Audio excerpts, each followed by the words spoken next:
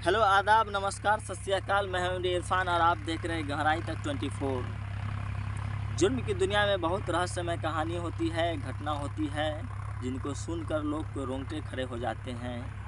आज मैं वैसा ही कहानी की बात कर रहा हूं। ये कहानी दरअसल बिहार के मुजफ्फरपुर जिला के सकरा प्रखंड के गनीपुर बेझा पंचायत की है। गनीपुर बेझा पंचायत में राजेंद्र महतो, स्वर्गीय राजेंद्र महतो, जिनका पिता जो है वह बहोरन महतो था। राजेंद्र महतो एक गरीब किसान हुआ करता था जो अपने खेती करके ही जीवन यापन को चलाया करते थे और उनका 2 लड़का, एक टिंकू तथा दूसरा शंभू हुआ करता था। दोनों ही बाहर कमाने जाते थे और समय समय पर घर पे आके भी काम करते थे।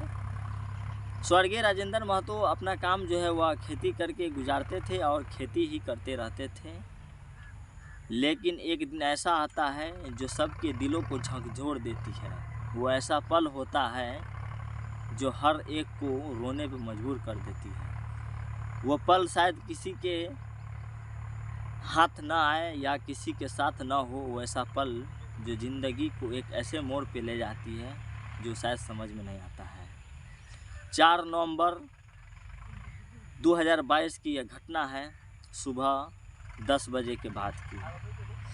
राजेंद्र महतो चूँकि एक किसान थे और जाड़े का मौसम था, तो जाड़े के मौसम में क्या होता है कि से लोग खेती करने के लिए बहुत बिजी रहते हैं, खेत में काम करने के लिए बहुत बिजी रहते हैं। और उसी दिन क्या होते हैं, एक ड्राइवर को लेकर ट्रैक्टर के साथ, रोटावेटर के साथ, जिस ड्राइवर का नाम रहता है चंदन कुमार, उसको लेकर क्या करते हैं, स्वर्गीय राजेंद्र महतो खेत जुतवाने के लिए चौड़ी में चले जाते हैं अपने खेत में।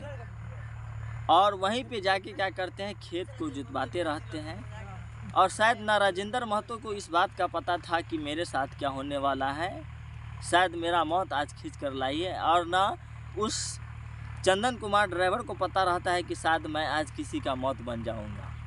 ये दोनों में से किसी का पता नहीं होता है। दोनों चले जाते हैं खेत में और खेत जुताई का काम होता रहता है। चंदन कुमार ट्रैक्टर चलाते रहते हैं, स्वर्गीय राजेंद्र महतो ट्रैक्टर के पीछे बैठे रहते हैं। अचानक से क्या होती है, युवक नौजवान ड्राइवर रहता है, शायद उनको चलाने में उतना एक्सपीरियंस नहीं रहता है और या उनके किस्मत में यही लिखी रहती है स्वर्गीय राजेंद्र महतो को कि इसी बहाने मौत हो, वो किसी को पता नहीं रहता है। अचानक से क्या होता है, राजेंद्र महतो उस गाड़ी पर से गिर जाते हैं और गाड़ी के जो ट्रैक्टर का जो गाड़ी होता है उसके पीछे रोटावेटर लगा रहता है, उसी से खेत जोताता रहता है। उसमें गिरने के बाद क्या होता है, राजेंद्र महतो का दोनों पैर बुरी तरीक़ा से कट जाता है। एक पैर तो पूरा कट जाता है जो आपको देखने के लायक नहीं है, उसको देखकर आपके होश उड़ जाएंगे। इस तरह उनके पैर जो है वह कट जाते हैं रोटावेटर से। और दूसरा पैर जो है उनका हल्का लगा रहता है। लेकिन ड्राइवर क्या करता है, सबसे पहले तो वो अपने गाड़ी को जो है वो पहुंचा देते हैं। उसी गांव के एक रहते हैं कौन, अशरफी राय, जिनके दरवाजे पर ट्रैक्टर को पहुंचा दिया जाता है और 1-1.5 घंटा के बाद इन्फॉर्म किया जाता है, सूचना किया जाता है घर वालों को। वो जो चंदन कुमार रहता है ड्राइवर, वही सूचना करते हैं और वही बताते हैं कि ऐसा ऐसा घटना हो चुका है। वो घटना स्थल पर से भागते नहीं है बल्कि वहीं पर रहते हैं और जो पेशेंट होता है जिनका ये पैर कट जाता है, स्वर्गीय राजेंद्र महतो, उनको वहाँ से लेकर वहाँ पे बहुत सारे लोग इकट्ठे हो जाते हैं। ये घटना 11:30 बजे होती है और ड्राइवर और कई लोग, उनके घर के सदस्य जो है वो लेकर प्रशांत हॉस्पिटल जो मुजफ्फरपुर में स्थित है वहाँ पे ले जाके उनको रख दिया जाता है। और वहीं पर से ट्रैक्टर ड्राइवर जो चंदन कुमार रहता है वहाँ से फरार हो जाते हैं। उसके बाद उनके घर वालों स्वर्गीय राजेंद्र महतो के वो मेडिकल के लिए ले जाते हैं। उनका मेडिकल होता है, मेडिकल रिपोर्ट आता है। मेडिकल रिपोर्ट में तो सीधा पता चलता है कि इनका पैर कटा हुआ है और वो ज़िंदगी और मौत के बीच जूझते रहते हैं कई घंटों तक, लेकिन उनको बचाने वाला कोई नहीं आता है। शायद मौके पर अगर कोई पहुंच जाता तो शायद उनकी जान भी बच जाती, लेकिन कई घंटों बीतने के बाद लोग जो है वहाँ से उनको लेके जाते हैं और जाते जाते आधे रास्ते में ही उनकी क्या हो जाती है, डेथ हो जाती है, मौत हो जाती है। पूरे में हड़कंप मच जाता है, पूरे बेजा गनीपुर बेजा पंचायत में पूरे में हड़कंप मच जाता है, एक मातम का माहौल हो जाता है। और ट्रैक्टर ड्राइवर का जिसका नाम जो है चंदन कुमार रहता है, उनका पिताजी जिनका नाम शिव नारायण महतो रहता है, वो सारे क्या होते हैं घर से फरार हो जाते हैं।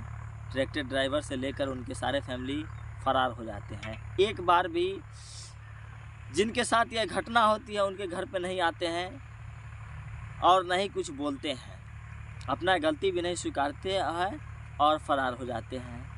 मेडिकल होने के बाद जो है डेड बॉडी जो है शाम को लगभग यानी 6 बजे के करीब में पहुंचता है, 6 बजे के बाद। लेकिन उससे पहले गांव के ही कुछ प्रतिनिधि, मुखिया, जिला परिषद, पंचायत समिति, पूर्व मुखिया रामनंदन जी भी वहां पहुंचते हैं, लेकिन किसी तरह का निर्णय नहीं हो पाता है क्योंकि वहां पे विपक्ष जो है मौजूद ही नहीं रहता है। इसलिए वो लोग सभी 1-2 घंटा तक इंतज़ार करके चले जाते हैं कि जब डेड बॉडी आएगी तो हम लोग क्या करेंगे, बैठकर आपस में निर्णय करेंगे। लेकिन वही जब शाम होती है तो डेड बॉडी एम्बुलेंस के द्वारा लाए जाते हैं और डेड बॉडी को जो शिव नारायण महतो रहता है उन्हीं के घर पे क्या कर दिया जाता है, ग्रिल तोड़कर उनके दरवाज़ा पे रखे जाता है। और लोगों का कहना होता है कि या तो वो अभी हाजिर हो और नहीं तो हम क्या करेंगे, इस डेड बॉडी को क्या करेंगे, यहीं पे हम दाह संस्कार इसका कर दिया जाएगा, यहीं पे जला दिया जाएगा। कुछ घंटों तक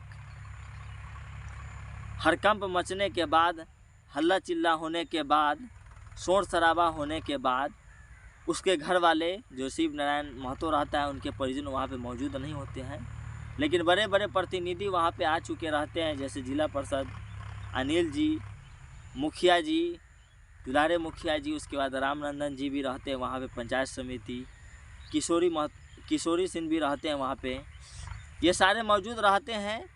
लेकिन जिसके साथ यह घटना होती है उनको समझ में नहीं आता कि आखिर हम करें तो क्या, और कोई निर्णय देने वाला भी नहीं होता है।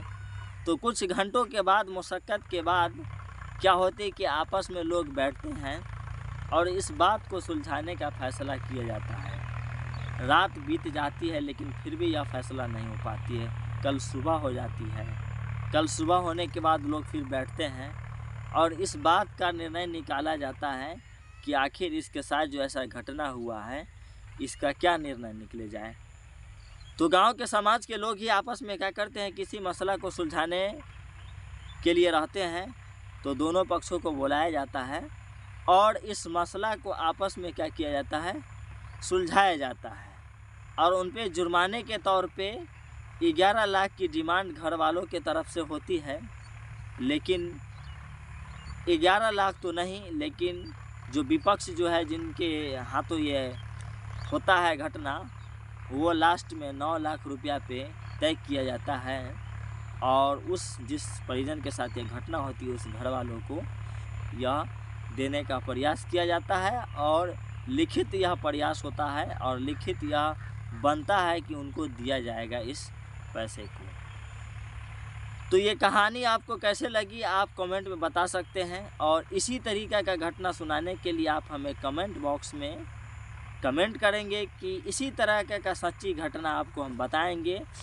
और इस वीडियो को पूरा देखिएगा और इस वीडियो में कुछ आपको हम ये भी बताएंगे कि ये जो कुछ मंजर था वो आपको हम इस वीडियो में बता सकते हैं। तो धन्यवाद वीडियो देखने के लिए। चैनल को सब्सक्राइब कर दीजिएगा, बेल आइकन ऑल पर कर दीजिएगा। धन्यवाद।